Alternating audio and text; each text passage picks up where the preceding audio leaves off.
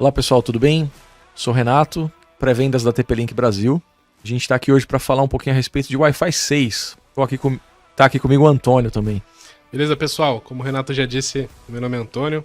Também trabalho na TP-Link Brasil na parte de pré-vendas. E é isso aí, Renato. A gente vai falar um pouquinho aqui sobre o que a gente tem de solução de produtos para provedores aí de Wi-Fi 6, como é que eles interagem aí com o que a gente chama de mesh, né? Que é um assunto bem bacana para conversar também sobre eles, né? Então vamos lá, a gente recentemente trouxe para o Brasil 3 modelos de equipamentos, que são eles o EX220, o HX220 e o HX510. Queria que você contasse para a gente um pouquinho, no básico assim, qual que é a diferença entre eles, como é que o usuário escolhe qual produto ele precisa. Vamos lá, falando aqui sobre esses produtos Wi-Fi 6, né? Então, como o Renato disse, nós temos o HX220, o EX220 e o HX510, né? Quais seriam essas principais diferenças entre eles, né? Como é que esse cara pode escolher o que ele vai utilizar. Vou começar falando um pouquinho sobre o EX220, que seria esse cara que a gente está aqui demonstrando na mesa, esse maiorzinho aqui do centro, né?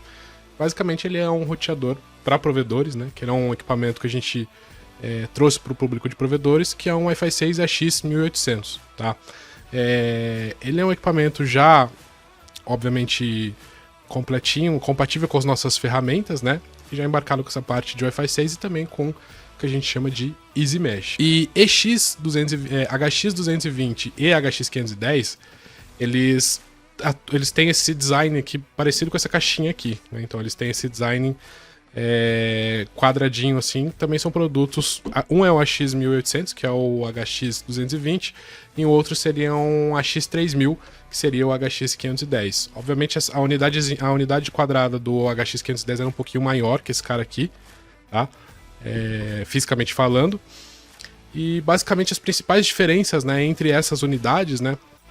Primeiramente falando sobre o HX510 e o HX220, a primeira diferença, obviamente, física entre essas unidades seria o tamanho, né? E uma seria a X1800 enquanto a outra seria a X3000. Uma coisa que é interessante falar também sobre o HX220, né, é a quantidade de portas que ele tem atrás dele. Todas as portas são gigabit, né? Todas são 10/100/1000. Porque no mercado a gente vê aí alguns produtos com esse design que tem só 2 portas, né? O legal é que, assim, isso foi uma requisição que os clientes costumam gostar bastante. Falar, pô, legal que o equipamento de vocês tem 3 portas, né? Então eles vêm embarcados com essas 3 portinhas aqui. Uma o HX510 também vai vir com as 3 portas, sim, né? Legal.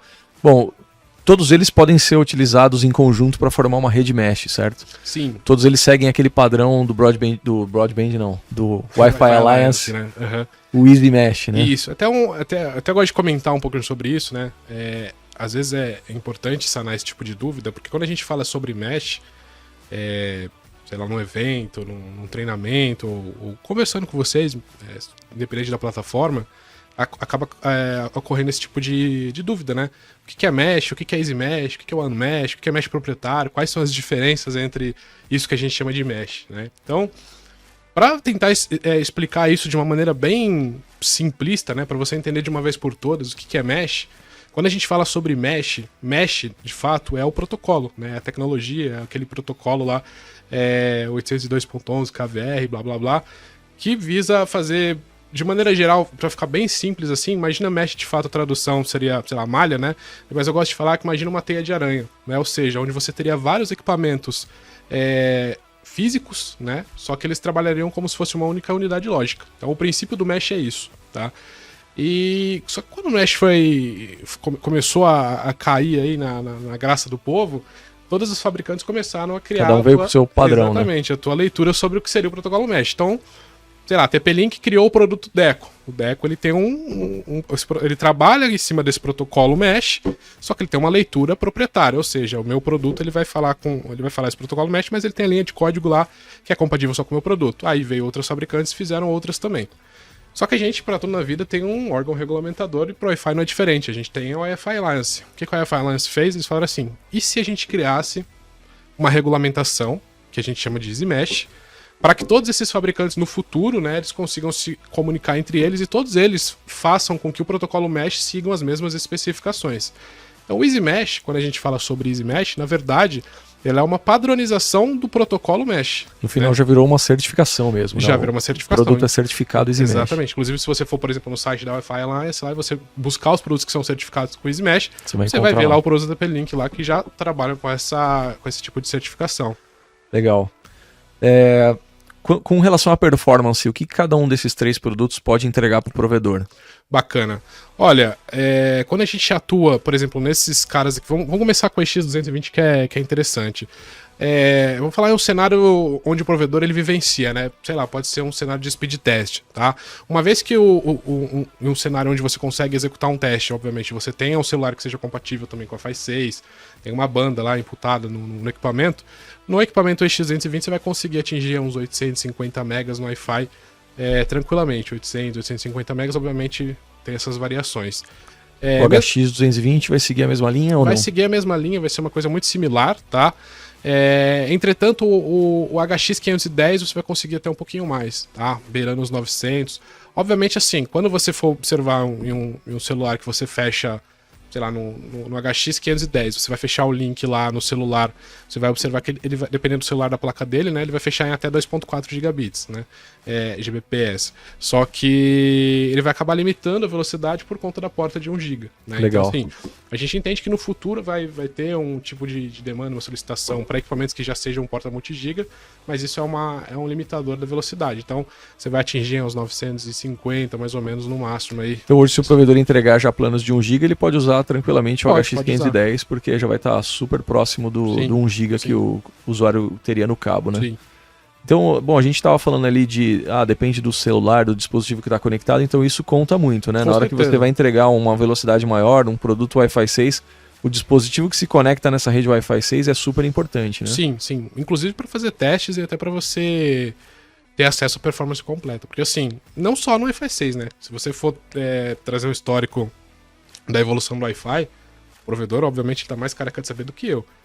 Quando você vai lá na casa do assinante, vai, eu tenho um plano de 200 megas. Aí o cara vai lá, ele vai fazer um testezinho lá com o celular e fala, mas aqui tá passando 50 megas só. Aí ele tá vendo, tá usando um celular mais antigo. Mais então, velhinho. assim, de fato, o equipamento, ele é um recurso importante que vai mudar completamente a performance e visualização do que o equipamento pode dar para aquele cliente, entendeu? E quando a gente fala de EasyMesh, é easy mesmo? O negócio é fácil de configurar? Sim, sim. Tá? No caso dos produtos da TP-Link, vamos supor aqui, isso é um cenário básico, eu consigo mostrar, assim, exemplificar para vocês como é que você configura. Uma vez que você tenha 2 equipamentos que você quer fazer esse pareamento entre eles, obviamente a primeira forma que seria a partir do botão WPS, você basicamente precisaria apertar o botão WPS no satélite e no controller, né? Eu diria assim, o satélite seria o equipamento que vai replicar. É o principal, né? O controller, ele é o principal. Né? Mas também, por exemplo, se você pega um equipamento da TP-Link com outro, se você colocar um cabo da LAN de um pro outro, por exemplo, o XC220 mais o HC220, você já consegue fazer uma rede mesh entre eles também. E aí não precisa apertar nada, não precisa configurar nada. Nesse caso não, tá? Mas de maneira geral, como a padronização ela impõe esse lance do WPS, a maneira mais fácil de falar como é que funciona é WPS para WPS. Apertou em um, apertou em outro, fechou a comunicação. Legal, é legal lembrar também que, assim, dependendo da distância que essas caixas estiverem posicionadas, seja o seu roteador principal um EX ou um HX, dependendo da distância onde eles estiverem posicionados, você pode ter esse enlace entre eles configurado em 2.4.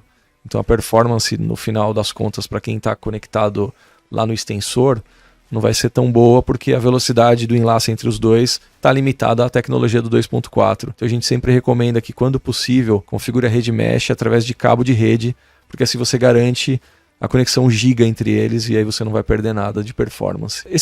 Todos esses 3 equipamentos, na verdade, suportam as nossas ferramentas Aginet, Config e ACS. Sim, todos eles suportam as nossas ferramentas. Né? Então eu consigo fazer um preset em qualquer um desses 3 equipamentos. Consegue fazer uma customização, ou se você, porventura, quiser também usar a ferramenta de TR-069, você consegue apontar ele para um servidor de TR-069, tanto o nosso quanto um servidor qualquer um de mercado, né? De qualquer um do mercado, dá para você utilizar tranquilamente. Legal. Bom, pessoal, essa daqui é a nossa linha Wi-Fi 6 exclusiva para provedores, tá?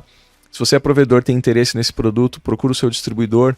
Se você ainda não tem contato com algum distribuidor, precisar de alguma ajudinha nossa, pode entrar em contato com a gente. Havendo qualquer dúvida a respeito dos produtos, o nosso site sempre tem bastante informação. Você encontra lá o datasheet do produto, especificação técnica. Se você tiver alguma dúvida muito pontual, suporta esse ou aquele protocolo, a qualquer instante você pode escrever pra gente no corp.br@tp-link.com e a gente coloca você em contato com o material do produto. Se você precisar de alguma dica aí para chegar a algum distribuidor que tenha o produto, a gente também pode te auxiliar nesse sentido. E é isso, Antônio. Obrigado. Valeu, pessoal. Eu agradeço.